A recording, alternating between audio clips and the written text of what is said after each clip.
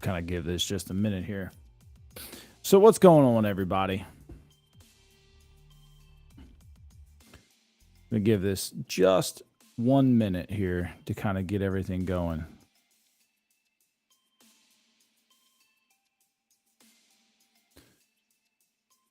So, again, we're going to look at who is available in the free agent market here for the Orioles to look at in 2025 that could help bolster the bullpen. So earlier on Twitter here, I had went and made a presentation basically kind of showing who I thought could help bolster the bullpen in 2025. The Orioles do get Felix Bautista back next year. They do get Tyler Wells back next year. But they have a couple club options that they also need to take a look at. And one of them being Sir Anthony Dominguez. Dominguez is an $8 million club option. Now, why I feel like the Orioles probably do not pick that up. When you look on Sports Track's a very good website to kind of go over, contracts and stuff like that. His calculated market value is only $3.6 million. I don't really see the Orioles valuing Dominguez that much to overpay him by $5 million. Not when there's not a ton of free agent relievers out there, but there's enough that I feel like are probably a little bit better than him. Now, if they wanted to kind of restructure him, do like a 2 or 3 year deal for about $10-12 million, then that's completely fine because he's still only 29. He's going to give you some good years. But there's guys that they can upgrade to and from in this bullpen. Cianel Perez is due a $2.5 million club option. I feel like they probably pick that up. Maybe, right? So his market value is about $5 million. So they're getting him a little bit cheaper if they pick that up. But on the flip side, when you look at some of the stats, Perez did not do very well this year, particularly with runners in scoring position. For the full year, he finished with a 4.53 ERA. Guys hit 232 against him. The 232 sounds okay. His biggest thing was walks. He had 28 walks. And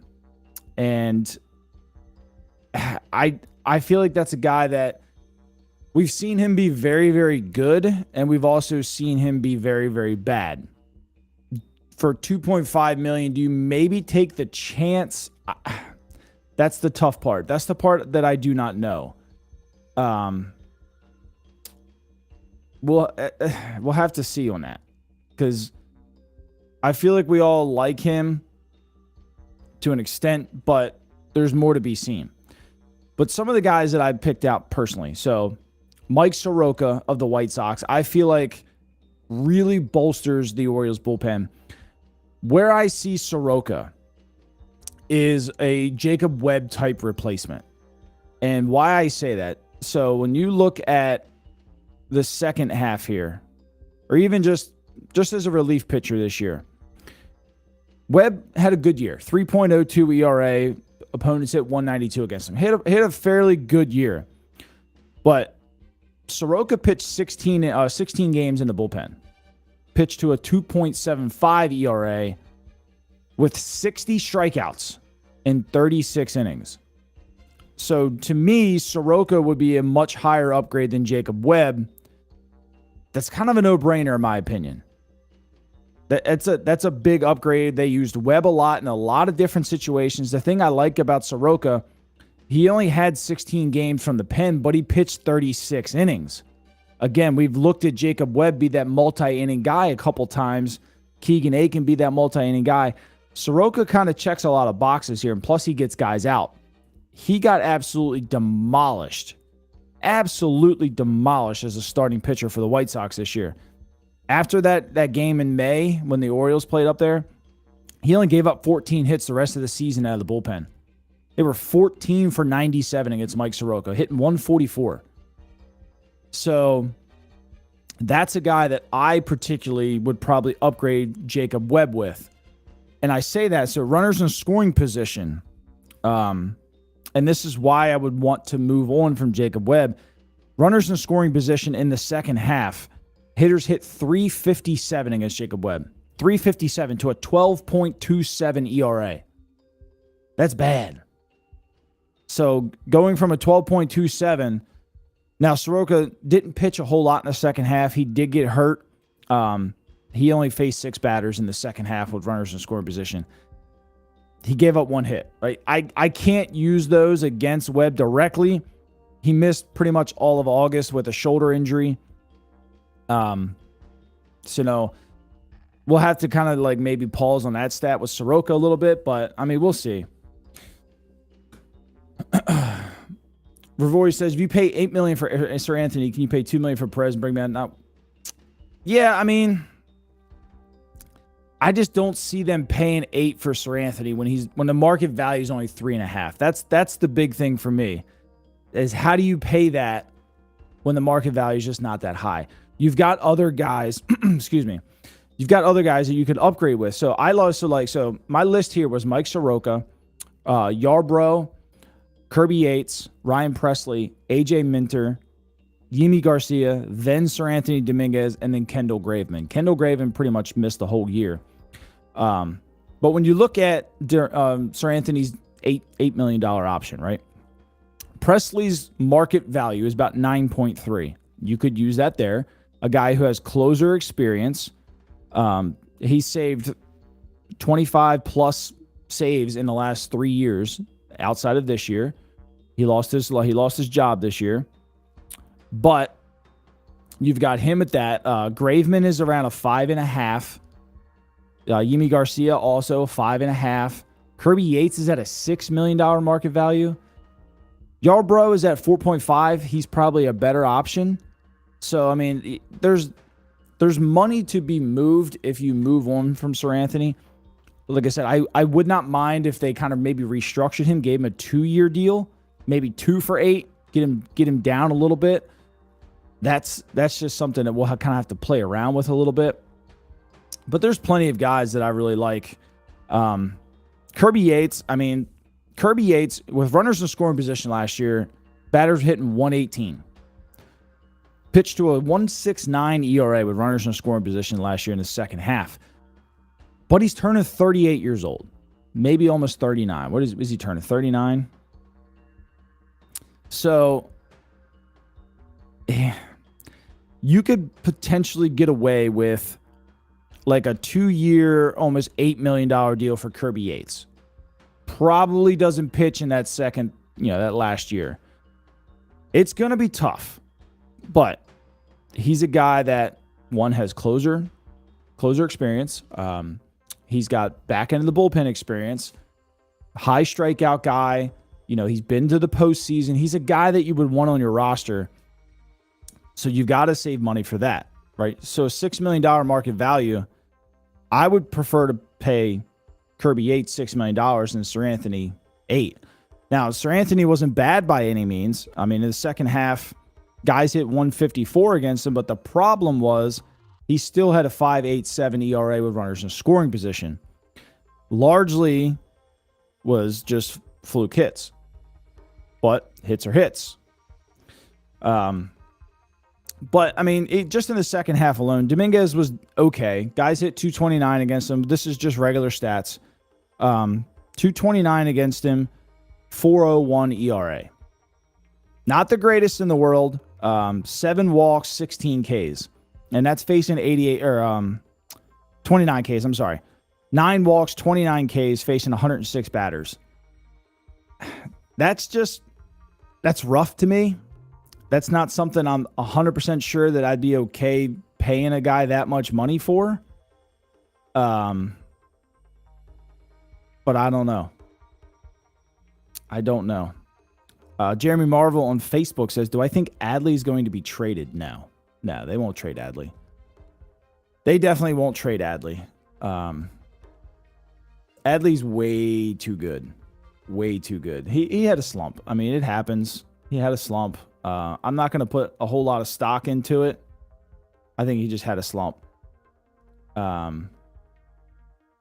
They'll never trade him just because of a slump, though. Let me make sure I'm not missing any chats here on Twitter. All right. But, yeah, so what I really like. So, AJ Minter of Atlanta last year, Guys hit 200 in the second half, 1.04 ERA. Didn't face a whole lot of guys, too. Also played a little bit of injuries. But, I mean, when you look at his entire season, prior to getting hurt, he had a 2.62 ERA with a 198 average against him in 39 games. That's a guy that, again, if you can't land Soroka, he's better than Jacob Webb. So you got to remember, too. So Tyler Wells is coming back. Batista's coming back. Cano wasn't the greatest this year. Maybe you can slide Cano out of the 8th inning role and get a Kirby Yates. I'd be happy with that. And then go Cano, Yates, Batista. That gives you flexibility too. If it's not Yates, like Yarbrough or Yimi Garcia or Presley, some of these guys that have closing experience, that you don't have to use Batista all the time coming off this injury. But then you still have 3 guys with closing experience, so you can kind of play matchups in certain situations. You can give a guy a night off in certain situations. It's just, there's things to do. $8 million to Sir Anthony seems really high to me. Most fans disagree. Yates and Minter are good options. I like them all. Yarbrough's good. Yates, Garcia, Presley. Minter has pitched very well in the postseason. So I mean, the things you're getting out of. So Soroka has postseason experience with Atlanta. Minter with the Mets. Presley has won multiple World Series with the Astros. Yimi Garcia has pitched in the World Series in the postseason and all with the Dodgers.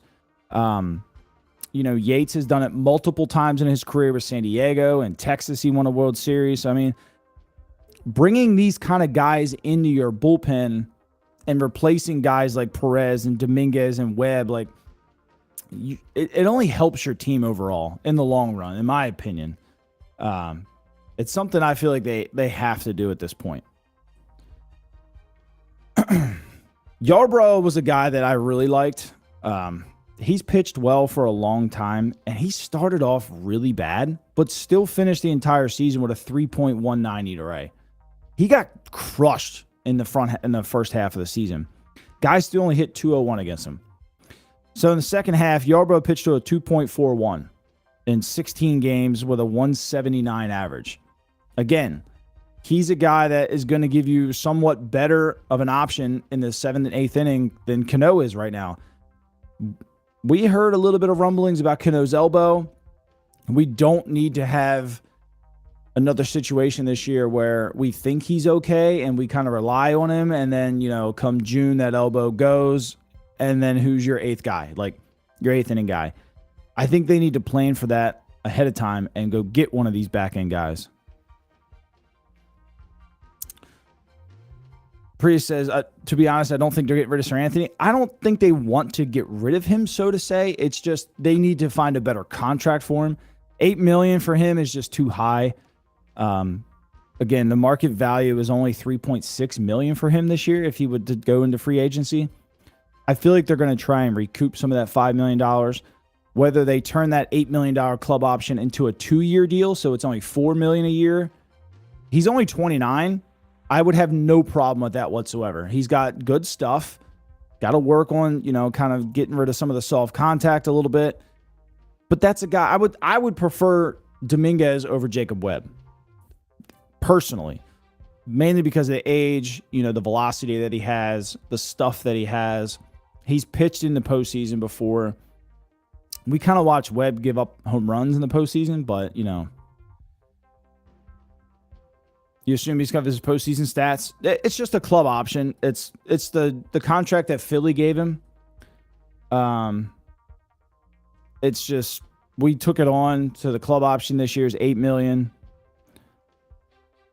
I just don't see them taking that. Again, with Perez having a $2.5 million club option, that's pretty cheap because his market value is 4.7, but the stats just aren't there. It would be really hard for me to justify him. So in 16 games in the second half with runners in scoring position, Perez had an 18.41 ERA. He allowed 16 runs with only 6 strikeouts against 36 batters. Guys hit 286 against him. It's just It's really tough. They were 8 for 36 against him. What would be riskier on a 1-year deal plus team option, Verlander or Walker Buehler? Riskier, Verlander. The better option would be Buehler. I don't think he walks out of LA, though. I don't. And I don't know if Verlander is going to continue to pitch either, to be honest with you. Had a rough year. He's going into his 40s. It's probably time for him to kind of just ride off into the sunset with his hot wife, in my opinion. Is Felix Bautista fully ready? I think he is. I think if they would have made some kind of run, like if they were still playing right now, I think there would have been some grumblings about Bautista being ready to pitch right now. He will be ready by spring training, they said, day one. So who do you mind seeing go in the pen? In the pen, I would like to see probably... I would like to upgrade. I mean, if they keep these guys, that's fine. I just want to upgrade Jacob Webb, Perez, and I want to upgrade to where you bump Cano out of the 8th inning. I don't want to get rid of Cano. I would just prefer him to be in the 7th inning at this point and have a guy like Presley or Yates or Yarbrough in the 8th inning. Just to kind of spell Felix here and there. I don't want Felix pitching at least before June or July as much as we like to use the closer. I want to kind of, I know he's going to be healthy. Maybe almost 2 years at that point by the time he comes back and throws again. I just don't want to rush it. Not before July. So if you get him, to pitch maybe at once every 2 or 3 days rather than, back-to-back nights a lot, I would just feel a little bit more comfortable with that. But that's just me. Bendy, what up? How's it going, man? But Soroka's a big one for me. You keep him healthy. He's just really, really good. I mean, like I said, on the season, 2.75 ERA. Guys were 24 for 154 against him. They hit 189. He only allowed 3 home runs out of the pen. He got absolutely demolished as a starter. Absolutely demolished. But 60 Ks in 36 innings, and that's impressive for me. Coming out of, especially pitching in Chicago. Team stunk, Could Framber Valdez be a potential trade option? They looked at him last year. I would definitely say it's a potential. I just don't know if Houston, what would be the reason why Houston has to give him up? You know what I mean? I don't see why they would want to give him up. Bendy, I'm doing good, man. David Fry walks it off. Let's go. That's great to hear. Aroldis Chapman would be pretty funny. Chapman will be good. I would have no issues with Chapman whatsoever. He's got a lot in the tank. Obviously, he's hit 104, 105 this year. The thing with Chapman, to me, is I feel like he gets nervous against teams like the Yankees and the Astros. That's just, to me, in the eye test. I would have to look at the numbers on that. That's just what I feel like I see. I'm not really sure. For some reason, my Facebook chats aren't coming over. But John Jones on Facebook says, what about Jeff Hoffman or Tanner Scott? You're not going to afford Tanner Scott. I don't know about Jeff Hoffman. I'll have to look at him. But Tanner Scott, I don't see them affording that. I think he's going to get upwards of 15 to 17 million a year. I don't see the Orioles doing that. Somebody else will. I just don't see the Orioles. Jeff Hoffman, okay. Is Jeff Hoffman a free agent? I like him. I'm glad you brought that name up to me there, John. 2.17 ERA. What was that with? Was that overall? Overall for the season. 2.71 ERA with a 1.97 average against him. 89 strikeouts. 68 games. I'd take that. I'd take that in a heartbeat. Where's he at here? Jeff Hoffman. I don't know if he's going to get out of Philly, to be honest with you, John. I don't know if he's going to get out of Philly. 32 years old, just hit this final year arbitration at only $2 million. I feel like Philly's probably going to throw him a $1 million or a 1 year $5 million deal or a 2 year $10 million deal. I don't think he gets out of Philly. Personally. Those are good numbers. Those are really, really good numbers. I don't see him getting out of there. And I'm looking at him. Let's see if I can put him in on this one too. Let me put him in on the second half with runners in a scoring position. Let's see what he did. Hoffman had a 12 ERA with a 250 average with runners in a scoring position. So it looks like he kind of struggled with the rest of Philly in the second half here. Mason Miller, I don't see them trading what people would think Miller goes for to acquire him personally. We had our chance to land Mason Miller this trade deadline in Michael Kopech. Michael Kopech and Mason Miller were virtually the same guy when you looked at the metrics across the board. Virtually the exact same guy. Kopech just costed a shiitake mushrooms less, and the Orioles didn't pull the trigger. Dodgers did, and he's throwing the ball absolutely phenomenal right now in October. I did a video about it. It's on my YouTube channel if you guys are interested. Kopech was the guy to go get if you really wanted Mason Miller without giving up top-end guys. Their velocity was the exact same. The inch of drop was the exact same. The pitch, they both had the same pitch, the same velocities. The arm angle was the exact same. I think the only difference is Miller's slider moved about 38 inches and Kopech's moved 37.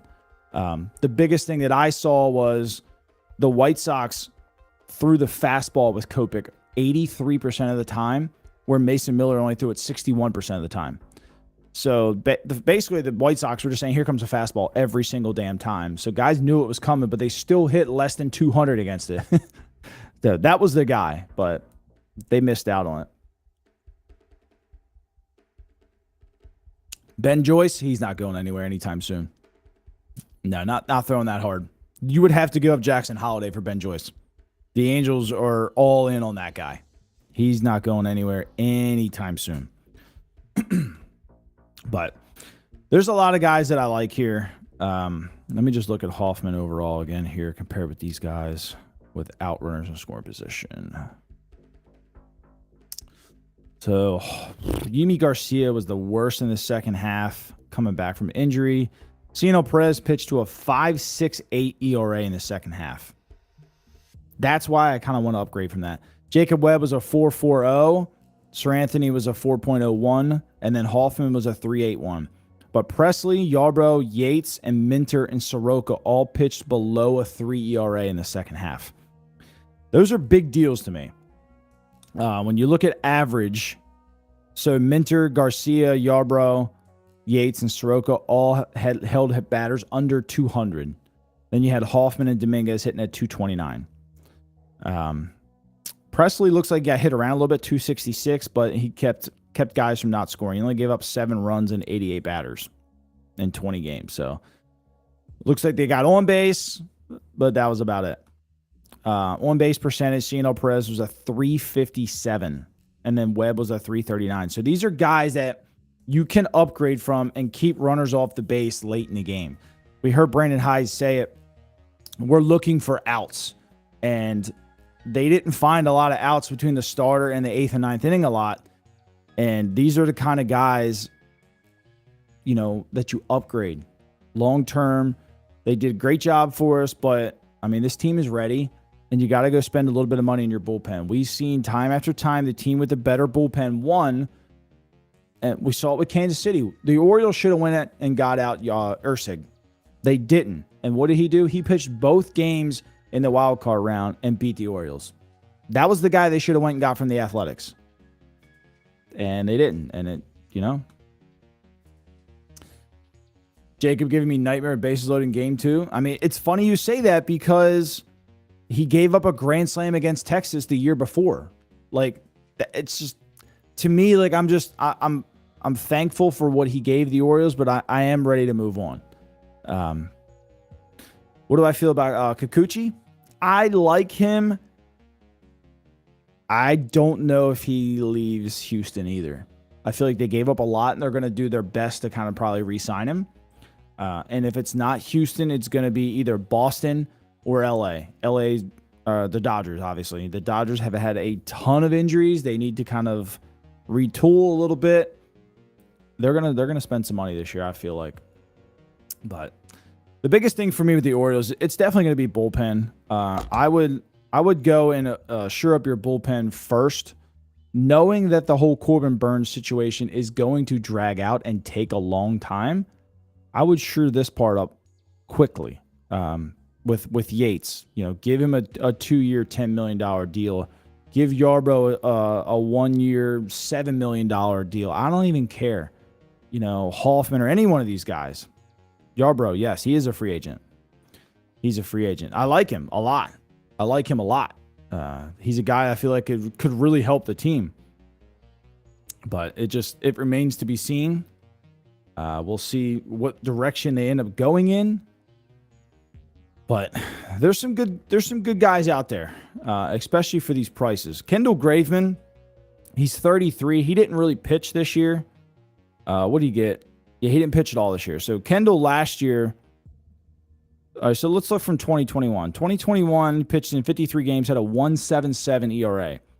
22, he pitched for the White Sox, 3.19 ERA in 65 games. And then back to Houston in 23, 68 games, 3.12, and then he got hurt. But that's a guy as a free agent who has figured it out. I mean, you look at his career, 3.8, 4.0, 4.1, 4.1, 7.5, and then he gets to Houston and figures it out. 1.7, 3.1, 3.1, and then he gets hurt. Kendall Graveman's a guy, if you can get him on the cheap, do it, because he's got experience and he's good. The other one that I wanted to look at, what was his name? Was it Carl Edwards Jr.? I don't think he pitched much this year, did he?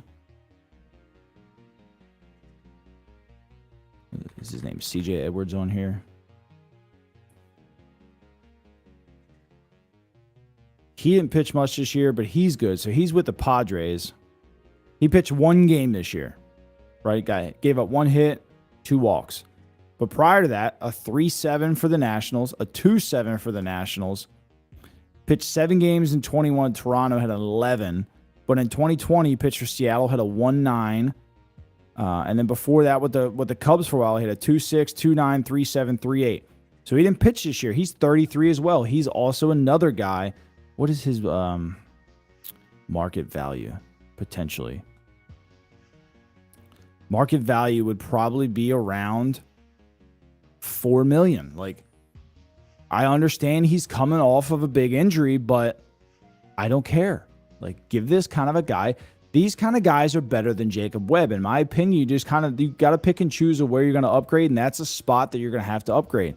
The Webb, the Perez, and get Cano out of the 8th inning. If you can go and get a big-time 8th inning guy, I mean, it's going to put this team over the top, in my opinion. How do I feel about foreign players, Japanese? I want to start signing more of them, to be honest. What scares me is usually their first year, they struggle or they get hurt because they're not used to throwing here. They don't get hurt in Japan, ever, almost. And then they come here and they seem to get hurt. That's what scares me. But there's some guys that I feel like the Orioles really need to go and take a look at. I forget the guy's name, but he's what he throws like, there's like 103 or something like that. And he is 30-something years old, 32, 33. Outbid somebody. Give him a 2 or 3 year deal. You got to get your name out in the international market. They're doing better with the international free agents, down in the Dominican and Venezuela and what's not. They're doing better with that. They're getting slightly better guys. You got to start kind of branching out. So right now, I mean, most teams that come over from Japan, they really only know about like the Angels and Dodgers and Seattle and stuff. And then Red Sox, the Yankees, the teams that really spend. You got to go and make a splash to kind of get your name back out there. So I feel like CNL kept screwing over Cano in the 8th, and that's what, yes.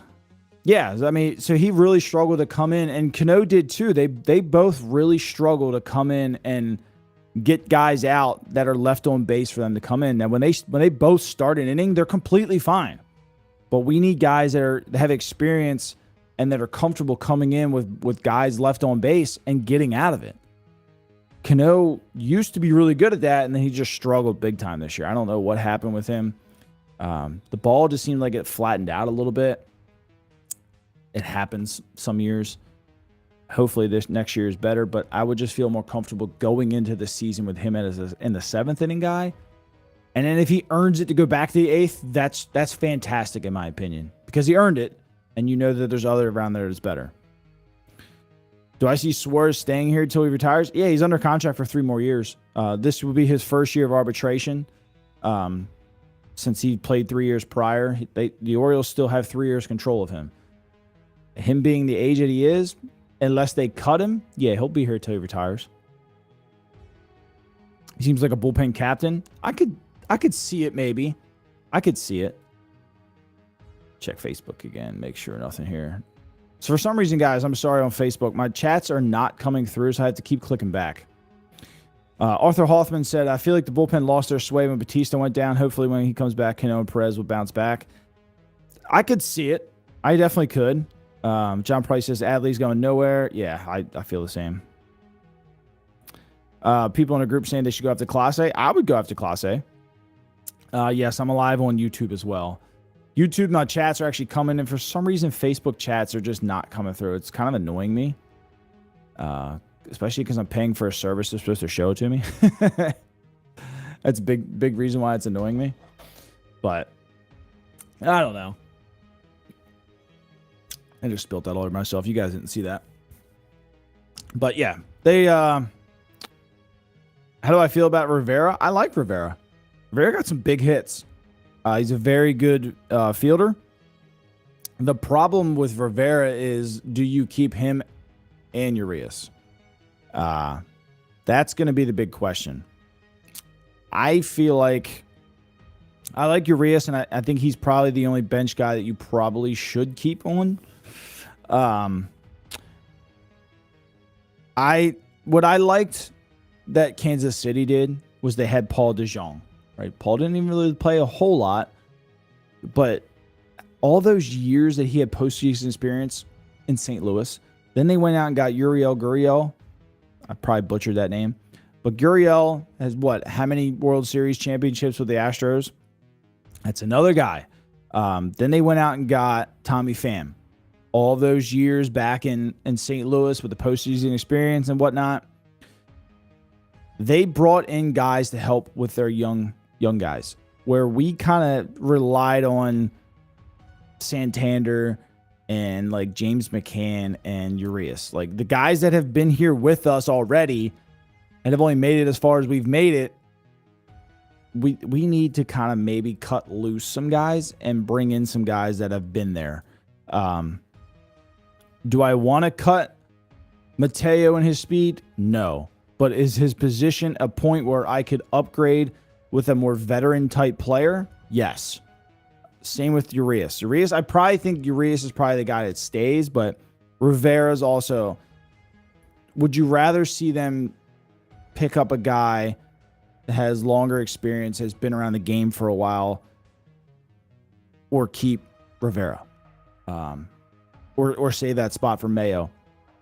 These young guys at this point, I feel like they need to earn it to get here. Not because the fans want it. They need to absolutely earn it. But that position needs to be filled with an older guy. And not like the trash that we kind of signed at second base for a little bit. It needs to be like Paul DeJong. Like Paul. Ryan Mountcastle, to me, should potentially be, I don't want to say upgraded, because he had a great year defensively and he had a great year average-wise and running scoring position-wise. But when you look at like the ability to possibly bring in Paul Goldschmidt, or Christian Walker, like these guys that have made deep postseason runs and have been through the grind and actually play full seasons, like why would you not want to do that? I don't know. It's really hard. You really think you should go after Manuel? Felix comes back. Yeah, dude. Yeah, you always want 2 closers. I remember when Blake, I'm going to say his name wrong, Blake Trinian or something like that, was lights out for the Oakland A's, and the Dodgers went and picked him up, and he became their setup guy. Like, you got to have a really good setup guy and a really good closer. That way, because if one's tired one night, you've got the other. Using Felix and overusing him, especially coming off an injury, in my opinion, is not the right move. And I personally don't trust Cano in the 9th inning. I know some people do. I don't.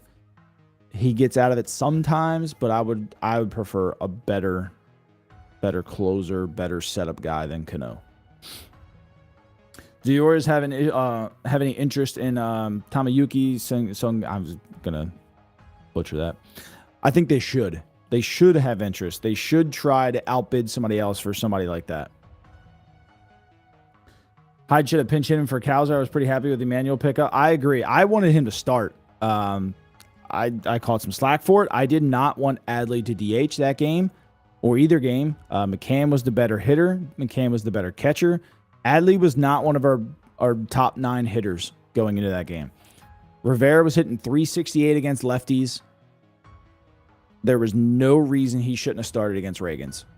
No reason whatsoever. Urias was hitting over 400 against lefties, and Rivera was hitting 368. They both should have been in the lineup, in my opinion.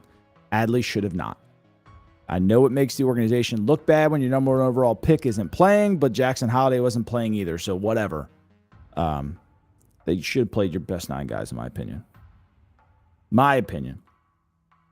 O should sign Fried, $40 million per year for 6 years. Hell no. That's a big number there.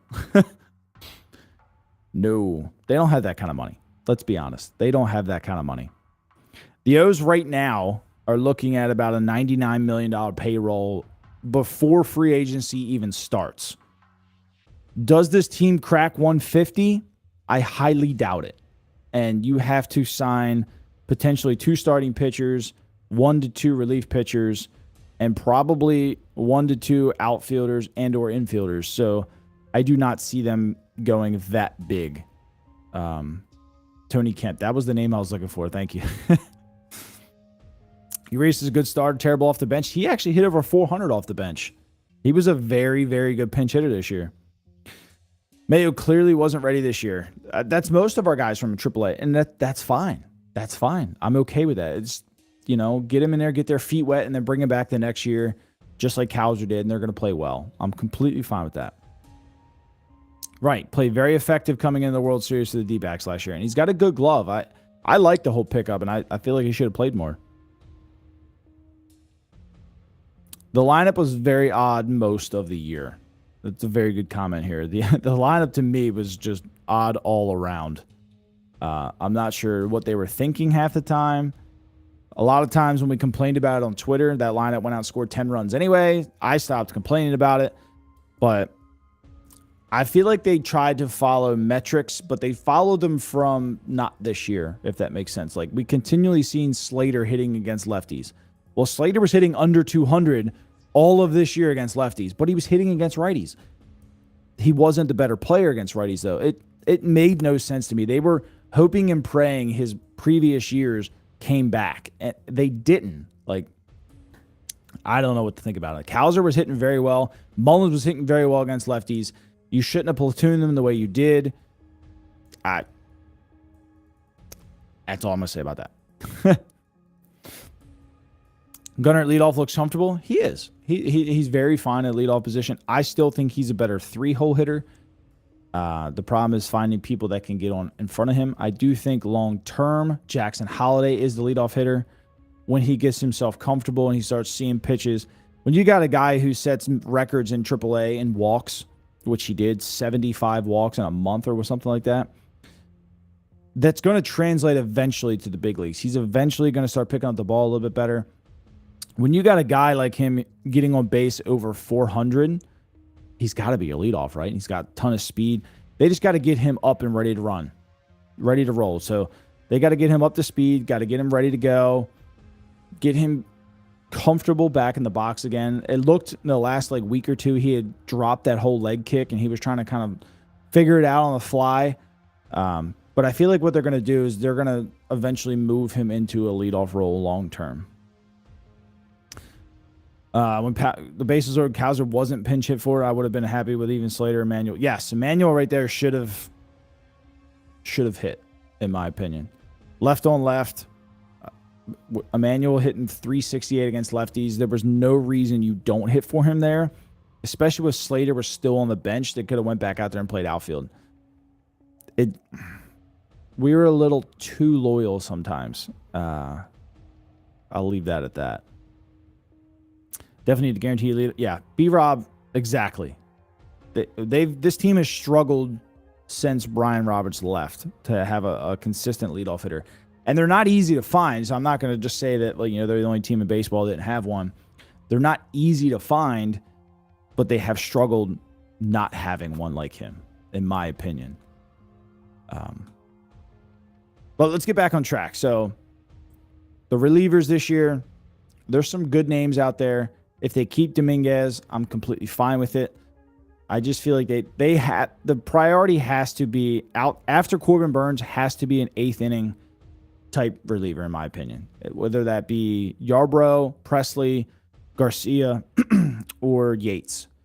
Soroka is my number one guy that I want, but I want him to be like that 6th and 7th inning guy, like where, that 5 1/3 outing and, guys coming out with 2 guys on, and you can get Soroka to get you to the 6th and the 7th inning, or to get you out of that 5th and through the 6th, and then you get Cano, Presley, Batista kind of thing. Like, that's what I want Mike Soroka for. To me, he's got to be, he's a must sign to me personally. I don't know if they go that route though. At least we get the Rookie of the Year pick. The AL Rookie of the Year was embarrassing. Dude, the NL made up for it. I think we can all agree there. The NL Rookie of the Year race was so tight. A lot of people don't know. So Jackson Merrill is a cousin of mine. Highly rooting for him there. Paul was historic. I still think Jackson was better, and not because he's family, but just because he affected more games late in the year. Without him, the Padres don't make the playoffs, in my opinion. It's a personal opinion of mine, because he had 8. He himself changed the outcome of 8 games in the 8th inning or later. And you take away 4 of those games, and the Padres don't even make the postseason. So, to me, that's a little bit more important. Clay Holmes proven to be a great setup. Yeah, I think 2 weeks ago, we looked at Clay Holmes as a guy that was on his way out of New York. Now, I don't think they let him leave. I think they're going to give him another contract. I'm not even looking at him because of how great he's done.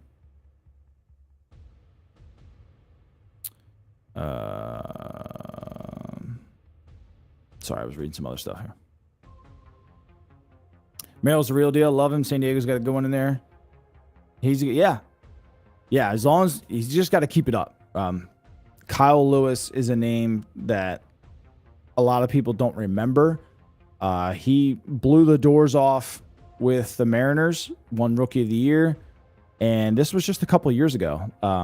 Before Julio Rodriguez, Kyle Lewis was like the guy in Seattle, and nobody even knows who he is anymore. That's the thing with rookies, is once they figure it out, you have to readjust with them. And Kowser is going to be in the same boat. Like, you just got to keep working. And the thing with Merrill is he's probably going to be one of the best workers, the hardest workers in all of baseball. I don't worry about that with him too much, but there's other guys that come up like, Kowser, Kerstad, stuff. You got to keep working because they're going to find a way to get you out. So that's one big concern that I have with any rookie at all. I always point back to Kyle Lewis. Like, it's that easy to lose it all. Even doesn't matter where you start, it's where you finish. So you just got to keep working at it. But with his work ethic, I don't see that with Merrill being an issue whatsoever. But all right, we're 44 minutes in. I just wanted to kind of come on here and chat about some relievers. I feel like we got that accomplished. Again, plenty of guys out there. My favorite ones, and I list them in order on Twitter here: Mike Soroka, Ryan Yarbrough, Kirby Yates, Ryan Presley, AJ Minter, Yimi Garcia, then Sir Anthony Dominguez, Kendall Graveman, CJ Edwards. Now, I don't have everybody listed on that. I still expect them to bring back Danny Coulomb. these are guys that I would like to upgrade from, again, I've said it, Jacob Webb, move Cano out of the 8th inning, and then just upgrade, kind of an upgrade from Birch Smith. There's holes in our bullpen that we need to get better with. There's money to be spent, and you need to spend it on the bullpen. But I'll leave that there. I'm going to go back and watch this. I'm upset that Facebook did not work. I really need to figure out why that's not working. And I will catch you guys next time. I'm going to cut this one up, make it into some shorts, some TikToks and whatnot. So if you're not following me on all the socials, I am on Instagram, TikTok, Twitter, YouTube, and whatever else in the world under Pigtown Sports. I will catch you guys